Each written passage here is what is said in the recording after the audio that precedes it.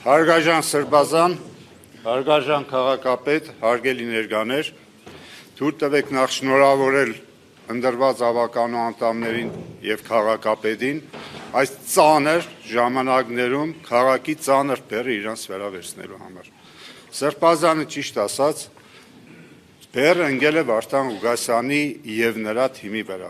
բայց մենք ամենքս մեր հերթին պարտավոր ենք այդ բեռը ինչ որ չափով թեթևացնելու, որովհետև մեր քաղաքի խնդիրները շատ են, գումարած այդ խնդիրներին հանրապետությունում իշխում է մի իրավիճակ, որ ամեն րոպե հարկավոր է զգոն լինել եւ կարողանալ խնդիրները լուծել այնպես, որպեսզի մարդիկ այդ խնդիրների լուծումը չփորձեն քաղաքականացնել։ Հարգարժան քաղաքապետ, երկար ու ցիկ տարիներ մենք միասին աշխատել ենք, ունեցել ենք տարբեր հարցերի շուրջ տարբեր մոտեցումներ,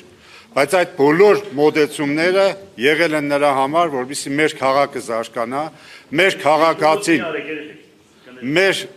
մեր քաղաքի բնակիչները իրենց կարողանան զգալ քաղաքում հարմար